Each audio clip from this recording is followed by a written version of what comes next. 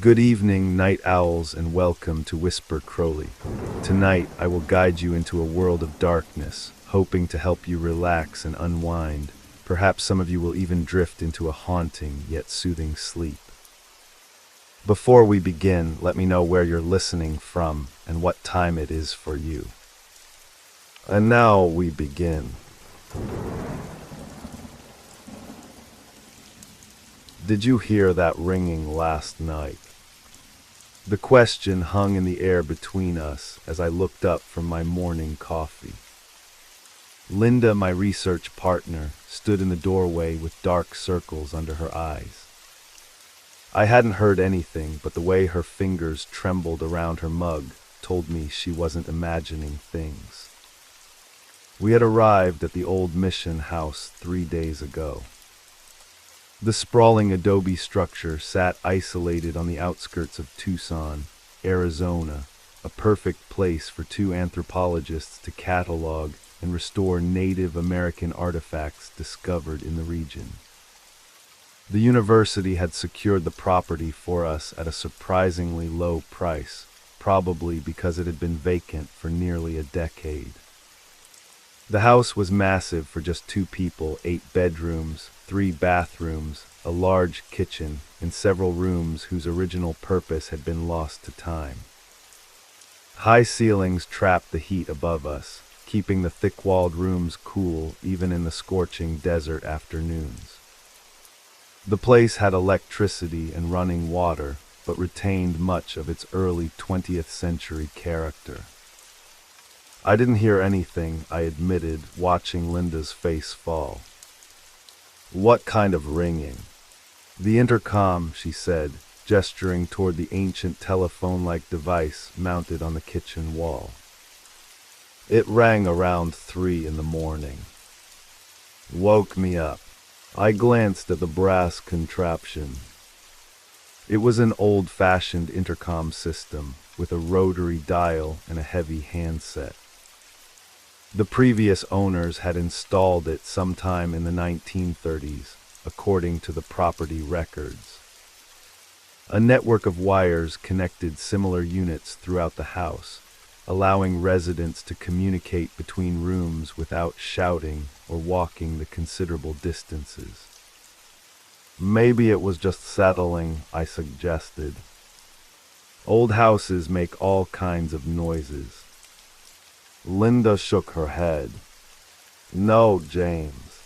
It was definitely ringing. Like someone was calling from another room. I frowned, but we're the only ones here. And neither of us was using it. Exactly, she whispered, her eyes darting to the shadows in the corner of the kitchen. I stood up and walked to the intercom, inspecting it closely. The brass was tarnished but intact. The wires disappeared into the wall, threading their way through the house like veins. I lifted the handset and heard nothing but dead air. Probably just an electrical surge, I said, replacing the handset with a soft click. These old systems can be temperamental. Linda nodded, but I could tell she wasn't convinced. Neither was I, if I'm being honest. There was something about this house that had been bothering me since we arrived, a stillness that felt watchful rather than peaceful. That night I worked late in the study, cataloging pottery fragments under the warm glow of a desk lamp.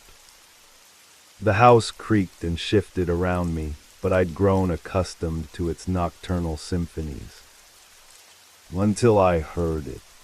A soft, persistent ringing. At first I thought it was my imagination, a trick of the mind after hours of tedious work. But it continued, insistent and unmistakable. The intercom on the study wall was ringing. I froze, my heart suddenly pounding in my chest. The ringing stopped after 4 chimes, then started again. 4 rings, pause, 4 rings. Slowly, I rose from my chair and approached the device. The metal felt cold against my palm as I lifted the handset. "Hello," my voice sounded thin in the quiet room. Static crackled through the speaker. Then beneath the white noise, I heard something that made my skin crawl, breathing. Slow, measured breaths, as if someone was standing very close to their intercom, listening. "Linda, is that you?" I asked, though I knew it couldn't be. Linda had gone to bed hours ago, and her room was on the opposite side of the house. The breathing continued for several seconds, then stopped. The line went dead. I replaced the handset with shaking fingers and backed away from the wall. My rational mind searched for explanations, crossed wires, radio interference, even animals in the walls, but something deeper, more primal, knew better. We weren't alone in this house. The next morning, I found Linda already awake, her laptop open but neglected, as she stared out the kitchen window at the barren landscape stretching toward distant mountains. "It rang again," I said without preamble. She didn't turn, just nodded slowly. "I know. I heard it too. Did you answer?" "No," she finally faced me, her expression unreadable. "Did you?" I hesitated before telling her about the breathing. Part of me wanted to protect her from the growing dread I felt, but we were isolated out here. If something was wrong, we needed to face it together. When I finished, Linda didn't look surprised. "I heard the same thing 2 nights ago. I thought it was just static, but it wasn't," I finished for her. We spent the morning checking every intercom in the house, 12 units in total, each mounted at shoulder height on walls throughout the building. All appeared to be functioning normally, though the wiring was ancient and in some places exposed where the plaster had crumbled. "Maybe we should disconnect them," Linda suggested as we stood in the master bedroom, examining the unit there. I shook my head. These old systems are hardwired into the electrical system. "We'd need an electrician." "Then we should call one," she insisted. "The nearest town is 40 minutes away, and the university won't approve an expense like that without good reason." I sighed, running a hand through my hair. "We can't tell them we're hearing ghost calls." Linda's eyes narrowed. "I never said anything about ghosts." That afternoon, we threw ourselves into work, cataloging artifacts and updating our research notes. The routine was comforting, a reminder of why we were here. By evening, the intercom incident had faded to the back of my mind. Until dinner. We were eating in companionable silence when the kitchen intercom crackled to life. No ringing this time, just a sudden burst of static that made us both jump. Through the white noise came a voice. Or something like a voice.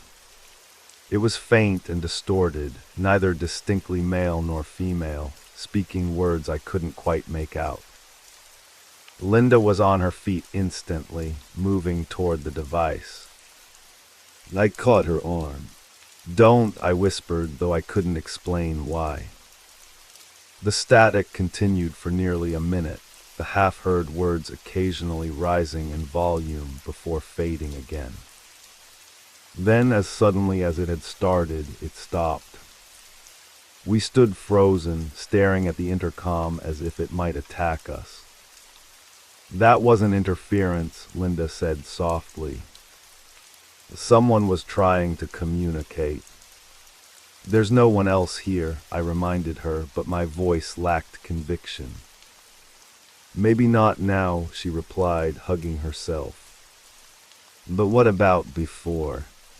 This house has been here for almost 100 years. I knew what she was suggesting, and part of me wanted to dismiss it outright. I was a scientist trained to seek rational explanations. But another part, the part that had heard breathing on the line, wasn't so sure. That night, neither of us wanted to sleep alone. We dragged mattresses into the living room and laid them side by side, creating a makeshift camp beneath the vaulted ceiling. The gesture should have been comforting, but instead, it highlighted our vulnerability. We were huddling together like children afraid of the dark. "Do you believe in ghosts?" Linda asked as we lay there, both pretending we might actually sleep. I stared at the ceiling, watching shadows dance in the moonlight filtering through the windows. "I believe there are things we don't understand." "That's not an answer. It's the only one I have right now." Around 2 in the morning, I woke to the sound of ringing. Not just one intercom this time, but several, their chimes overlapping in discordant harmony. Linda was already awake beside me, her eyes wide with fear. "They're all ringing," she whispered. I sat up, listening as the sound echoed through the house. From the kitchen, the study, the bedrooms, the hallways, everywhere at once. Then one by one they stopped, until only the intercom in the living room continued its insistent chime. 4 rings. Pause. 4 rings. Linda clutched my arm, her nails digging into my skin. "Don't answer it," she pleaded.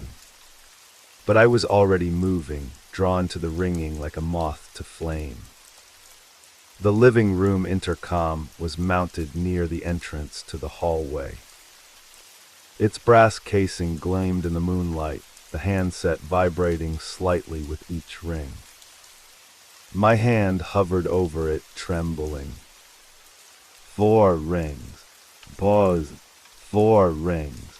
I picked up the handset. "Hello," my voice was barely audible.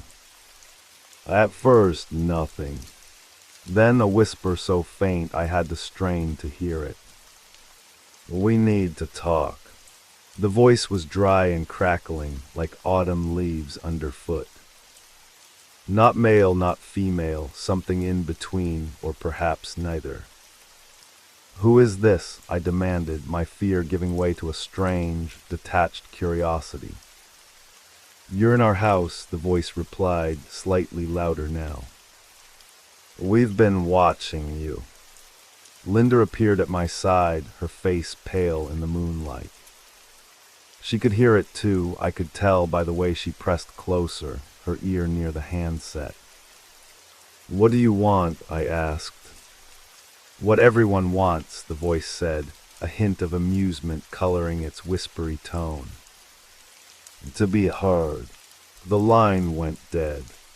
I replaced the handset with wooden movements, my mind struggling to process what had just happened. "We need to leave," Linda said, her voice breaking. "First thing in the morning, we pack up and go." I nodded, but even as I agreed, I felt a strange reluctance. Not because of the research, though abandoning it would certainly damage our careers, but because of something else. A pull I couldn't explain. A curiosity that overrode my fear. Who were they? And what did they want to say? Morning came with the harsh clarity of desert sunlight, banishing the shadows that had seemed so threatening in the night. Linda was already packing, throwing clothes into her suitcase with frantic energy. "We should call Professor Reynolds," she said, not looking up from her task. "Tell him there's been a family emergency or something." I stood in the doorway of her room, watching her movements become increasingly erratic. And then what? go back to the university and admit we couldn't handle a few strange noises. Linda stopped packing and stared at me. A few strange noises. James, something spoke to us last night. Through an intercom system that shouldn't even be working. All the more reason to investigate, I argued. If there's a rational explanation. And if there isn't, she cut in, her voice rising. What then? I had no answer for that. In the end, we compromised. We would stay one more day, document everything, and try to find a logical explanation for the intercom activity. If we couldn't, or if things got worse, we would leave immediately. We spent the morning examining the wiring more closely, tracing the paths of cables through the walls where we could. The system was primitive but ingenious, a network of copper wires connecting each unit to a central hub in the basement. The basement.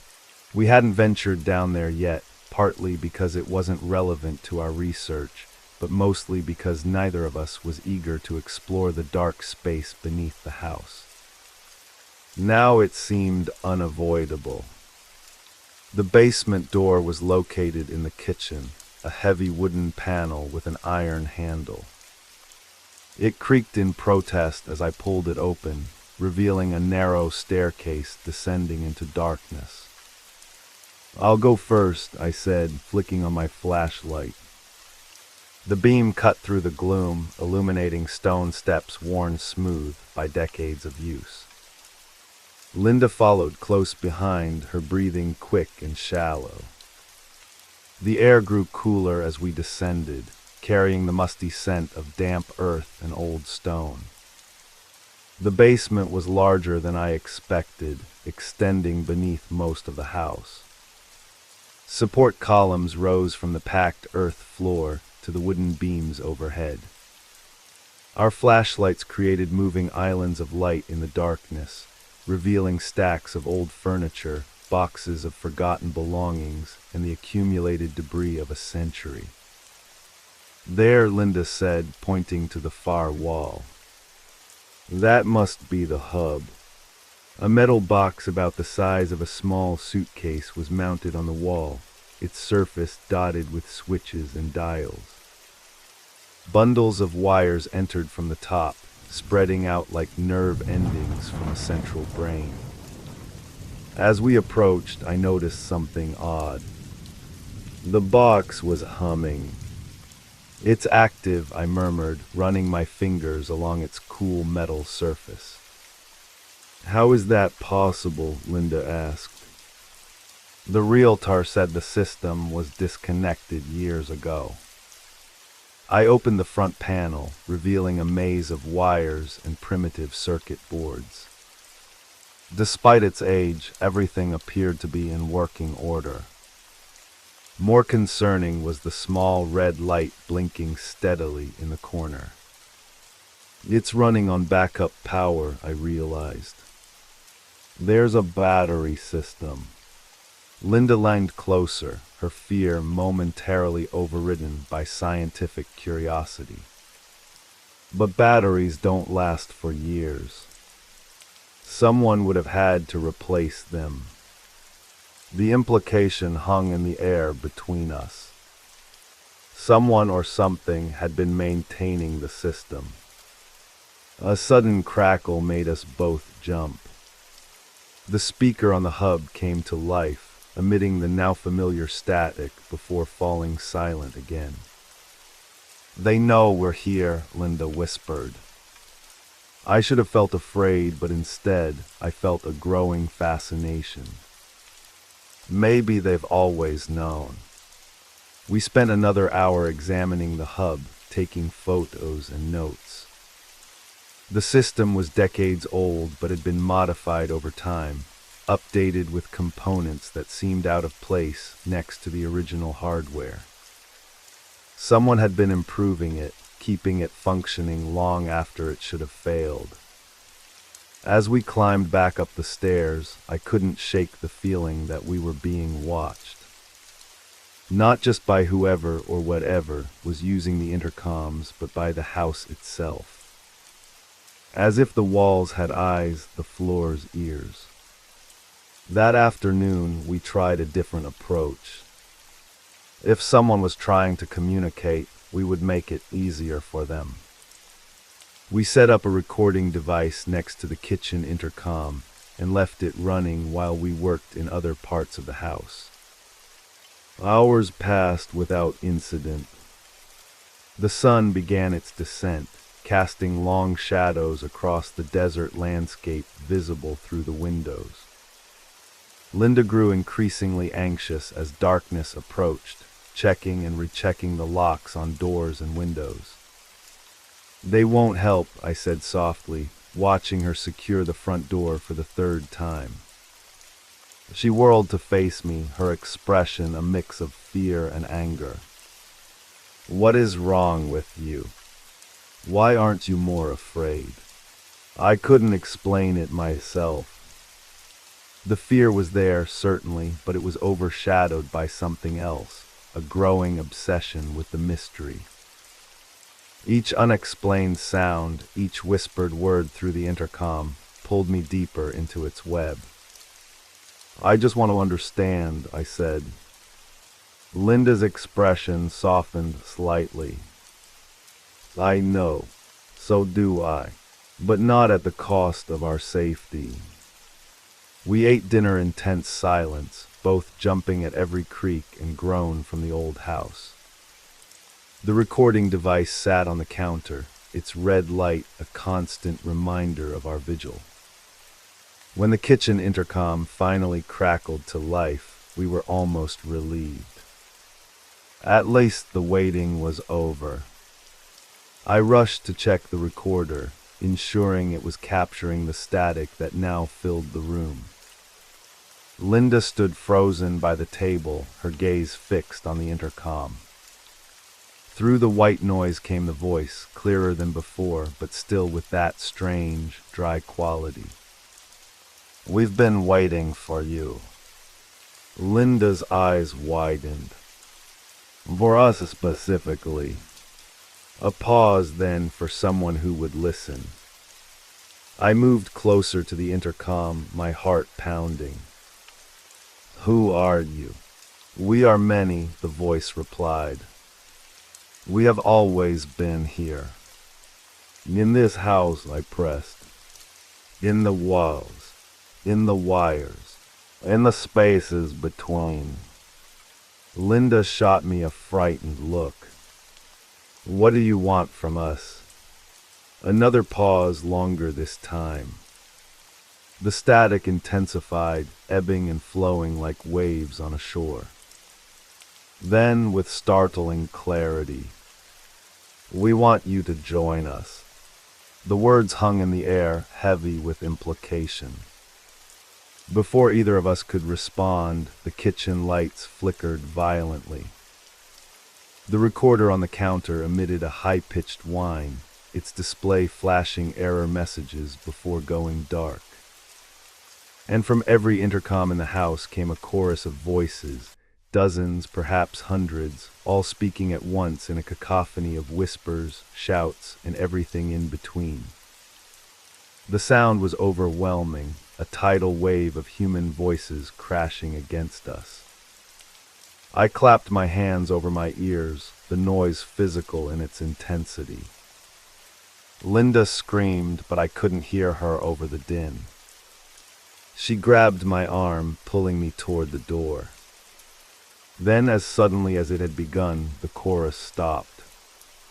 The abrupt silence was almost as shocking as the noise had been.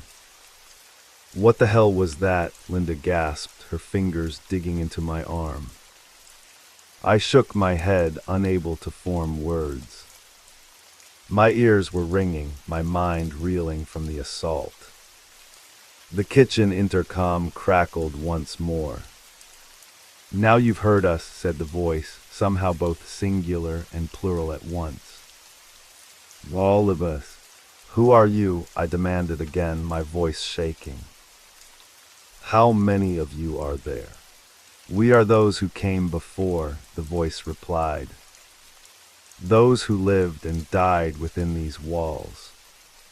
Those who were forgotten. Linda's grip on my arm tightened. The mission, she whispered. It wasn't just a house. It was a hospital, the voice finished for her.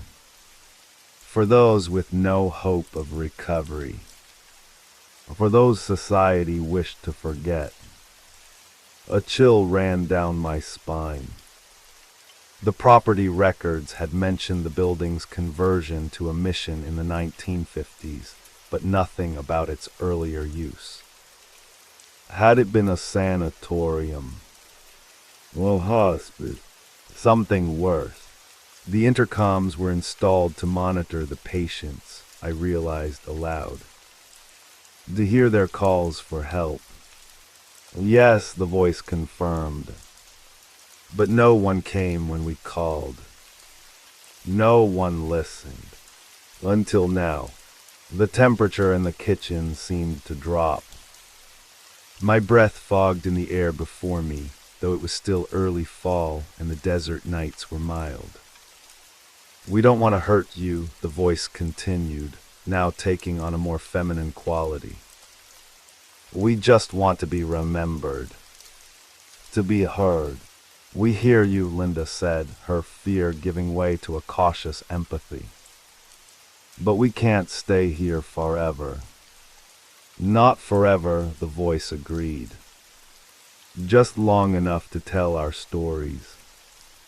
To record them as you've been doing with your artifacts. I glanced at the dead recorder on the counter. Our equipment. We'll be more careful, the voice promised. We're learning to control our energy. It's been so long since anyone could hear us. Linda and I exchanged looks. The rational part of my mind still screamed that this was impossible, that we were experiencing some kind of shared hallucination or elaborate hoax. But the evidence was mounting, and with it, a terrible certainty. We were speaking with the dead. One night, Linda said finally. We'll listen for one more night. Then we need to go. The static crackled softly, almost like a sigh. One night may not be enough. There are so many of us. It's all we can offer, I said firmly, finding my voice at last. Take it or leave it. A long pause followed. The intercoms throughout the house clicked on and off, as if in consultation. Finally, the kitchen unit crackled again. Very well. One night. Beginning now. As if on cue, the recorder on the counter hummed back to life, its display glowing in the dimly lit kitchen. Linda and I looked at each other, equal parts terrified and amazed. What had we just agreed to? We set up recording devices near each intercom, utilizing every piece of equipment we had brought for our research. Laptops, digital recorders, even our phones, all positioned to capture whatever might come through the system. As the night deepened, the voices began to speak. One by one, from different intercoms throughout the house, they told their stories. A young woman, her voice soft and lilting, spoke from the master bedroom intercom. She had been admitted in 1920 with tuberculosis, separated from her 3 children who were sent to live with relatives. She died alone, never seeing them again. In the study, a gruff male voice recounted how he had been a doctor at the facility before contracting the very disease he was treating. He had continued working until he collapsed during rounds, coughing blood onto a patient's chart. The hallway intercom carried the halting voice of an elderly man who had been abandoned by his family when his mind began to fail.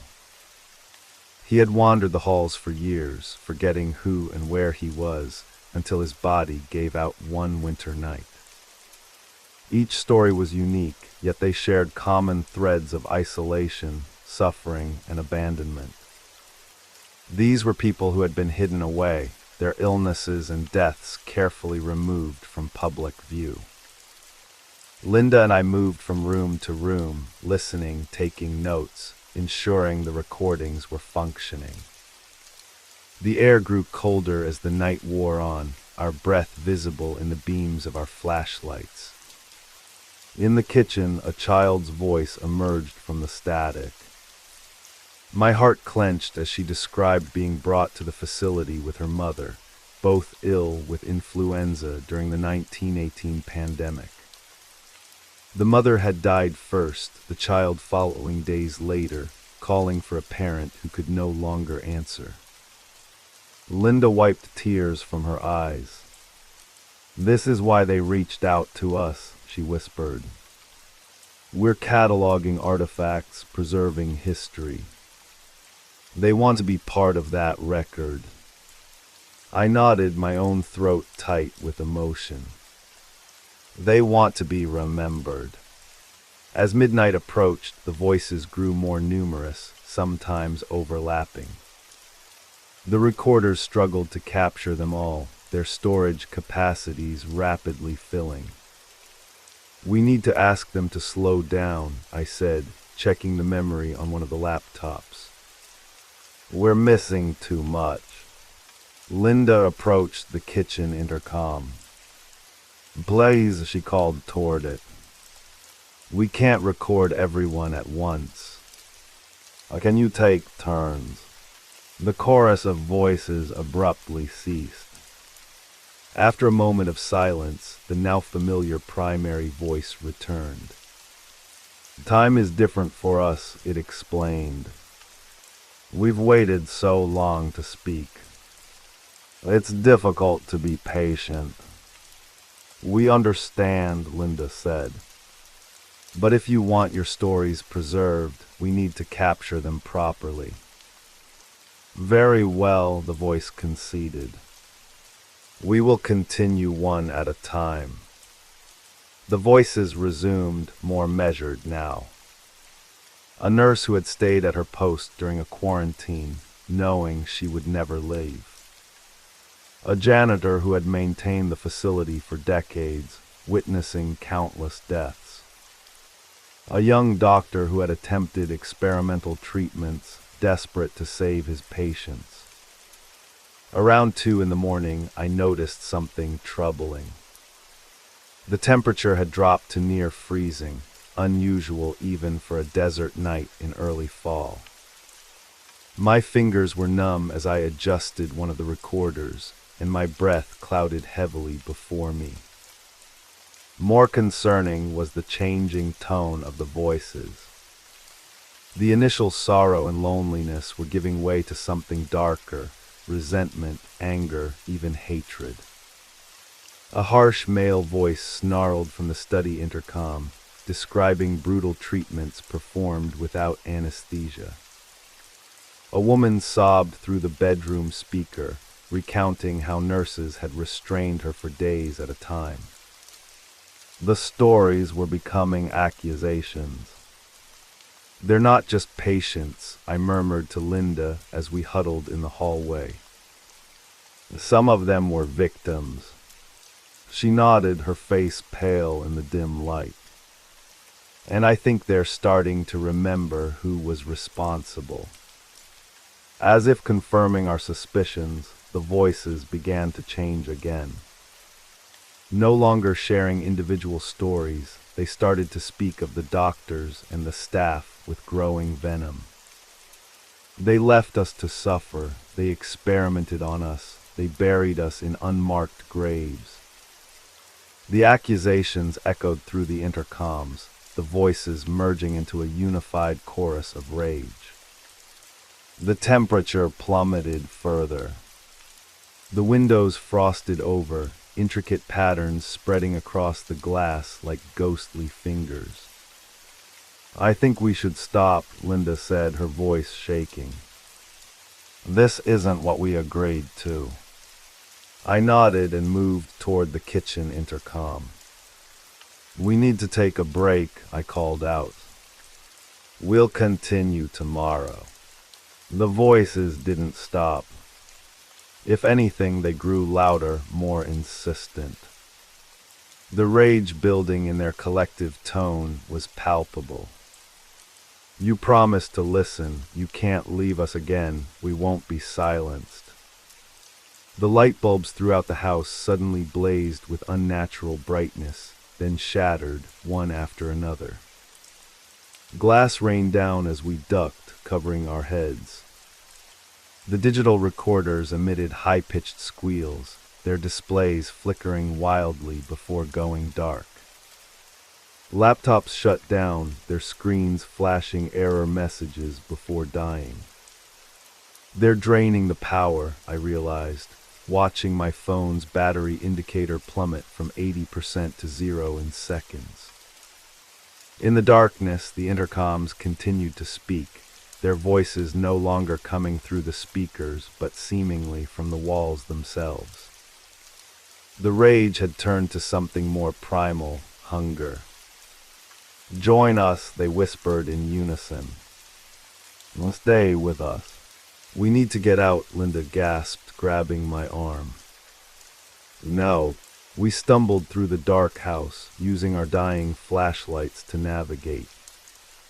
The voices followed us, growing louder with each step. The temperature continued to drop, ice forming on the walls, cracking the plaster. As we reached the front door, I fumbled with the lock, my fingers clumsy with cold. Linda pressed against my back, urging me to hurry. The door wouldn't budge. I threw my shoulder against it once, twice. It remained firmly shut, as if sealed by more than just locks and hinges. "The windows," Linda suggested, her voice tight with fear. We tried the living room windows, then the kitchen. All refused to open, their frames encased in ice, so thick it seemed impossible for it to have formed so quickly.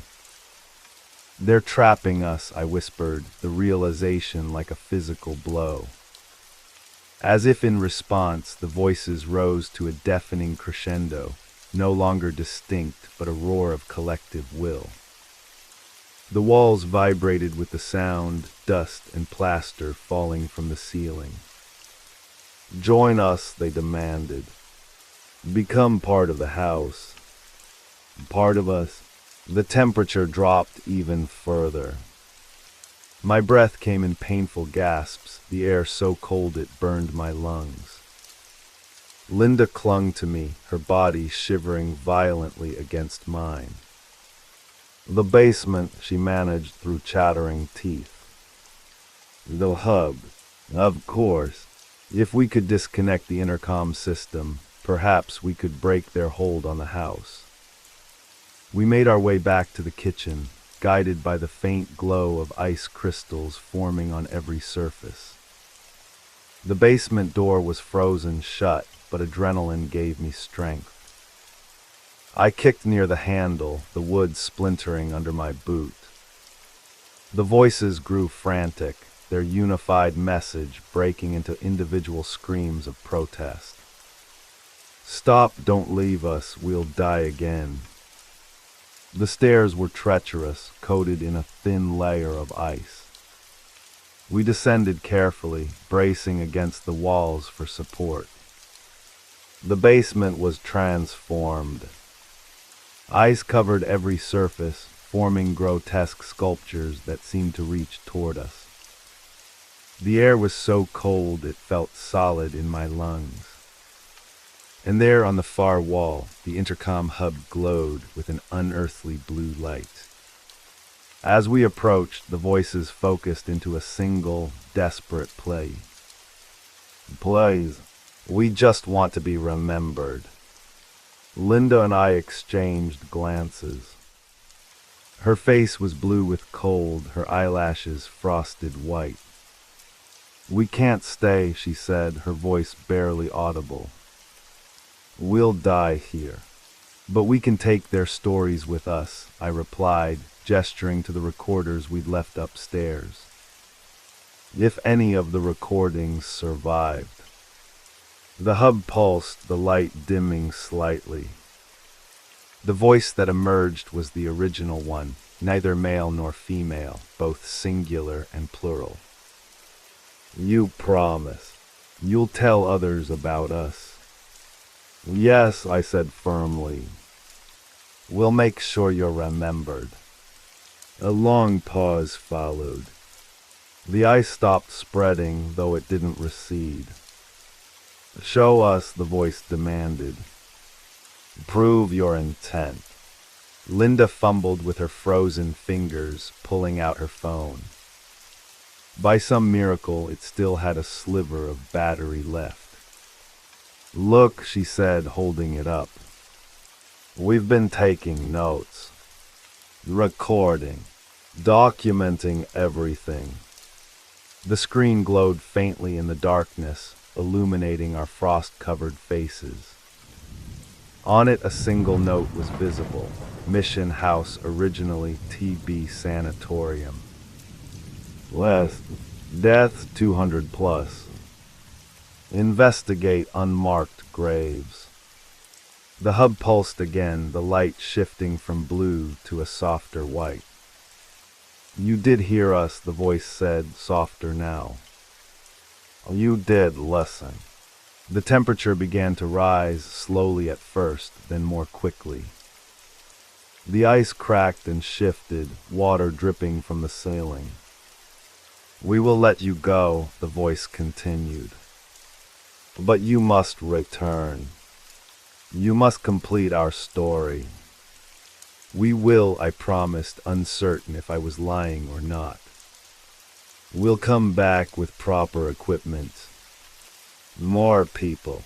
We'll document everything." The basement door creaked open at the top of the stairs, letting in a shaft of pale morning light. Dawn had arrived without our noticing. The hub's light faded, and with it, the voice. The last words were barely audible, a whisper beneath the sound of melting ice. "Don't forget us." We climbed the stairs on shaking legs, emerging into a kitchen bathed in sunrise. The house was silent, the intercoms dark and lifeless.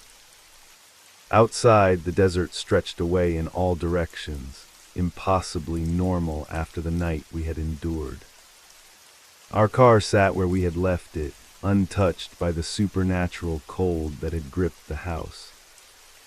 As we stumbled toward it, I glanced back at the mission house.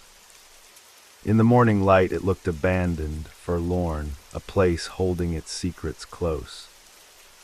But I knew better now. The secrets were out, captured in whatever recordings had survived the night. The dead had spoken, and we had listened. The question was, what would we do with what we had heard? 3 weeks later, I sat in my university office, staring at the audio files on my computer screen. Most of the recordings had been corrupted, the digital data scrambled beyond recovery. But a few had survived, fragments of voices from beyond the grave, telling their stories in halting, static-filled whispers.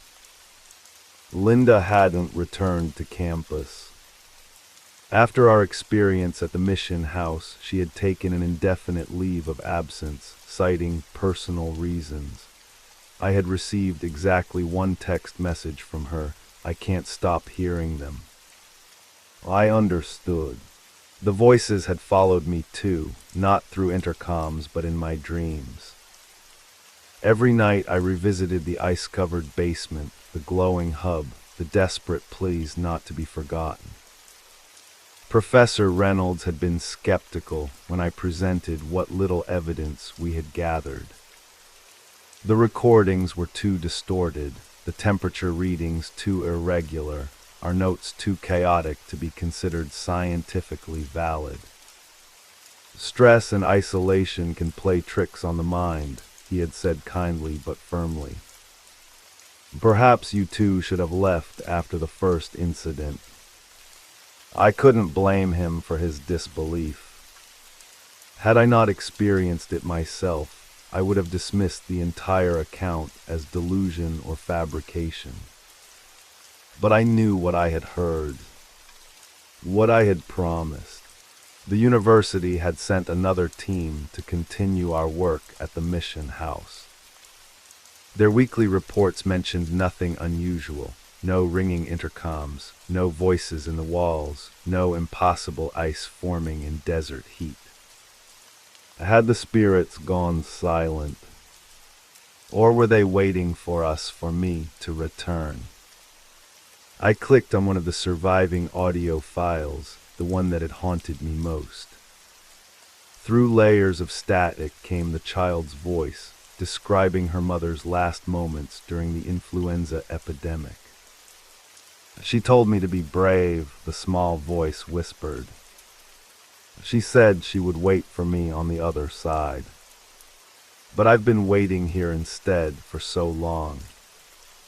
I closed the file, my throat tight. I had tried to convince myself that it had all been some kind of mass hallucination, that Linda and I had somehow fed off each other's fears until we created a shared delusion. But the recordings existed. The voices were real. My phone buzzed, interrupting my thoughts. A text from an unknown number. They're getting louder. I'm going back. Oh. My heart raced as I read the message. Linda was returning to the mission house alone. After everything we had experienced, everything we had barely survived, she was going back. I tried calling her, but the number didn't connect. I sent emails, messages through mutual friends, even contacted her parents. No one had heard from her in days. 3 weeks later, I sat in my university office, staring at the audio files on my computer screen. Most of the recordings had been corrupted, the digital data scrambled beyond recovery. But a few had survived, fragments of voices from beyond the grave, telling their stories in halting, static-filled whispers. Linda hadn't returned to campus. After our experience at the mission house, she had taken an indefinite leave of absence, citing personal reasons. I had received exactly one text message from her. I can't stop hearing them. I understood. The voices had followed me too, not through intercoms but in my dreams. Every night I revisited the ice-covered basement, the glowing hub, the desperate pleas not to be forgotten. Professor Reynolds had been skeptical when I presented what little evidence we had gathered. The recordings were too distorted, the temperature readings too irregular, our notes too chaotic to be considered scientifically valid. Stress and isolation can play tricks on the mind, he had said kindly but firmly. Perhaps you two should have left after the first incident. I couldn't blame him for his disbelief. Had I not experienced it myself, I would have dismissed the entire account as delusion or fabrication. But I knew what I had heard, what I had promised.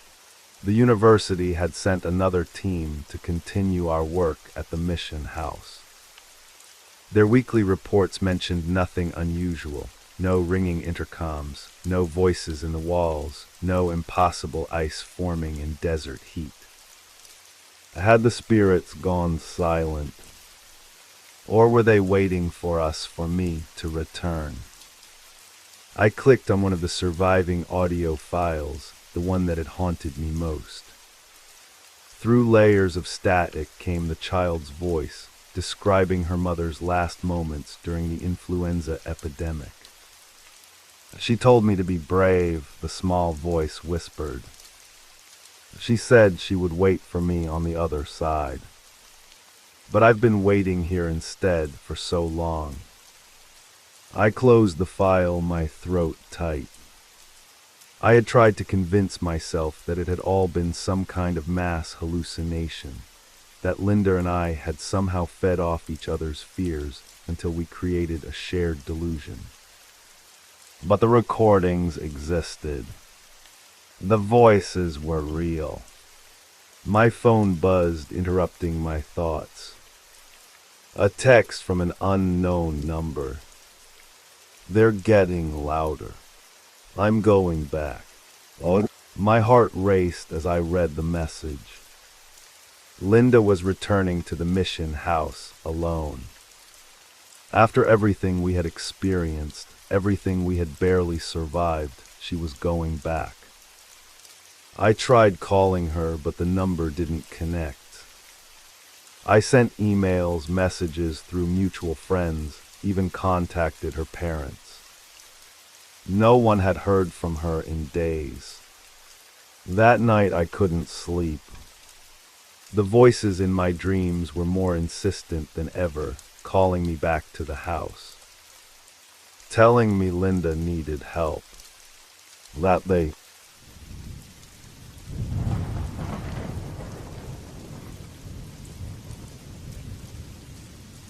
You made it to the end of the stories. That means it's the perfect time to subscribe so you don't miss future episodes. And if you haven't already, leave a like and drop a comment. I'd love to hear your thoughts. Have a great time relaxing, and good night.